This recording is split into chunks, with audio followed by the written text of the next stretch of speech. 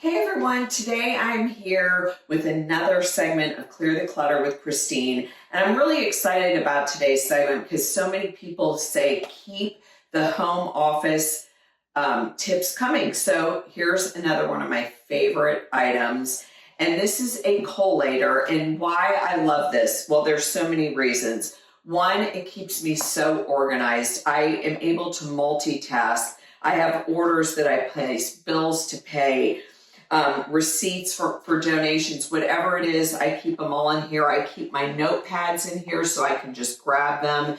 And I like it because you really can move it. Sometimes I keep it on my credenza, sometimes I keep it on my desk. So you can move it from place to place. It looks great sitting even in a kitchen.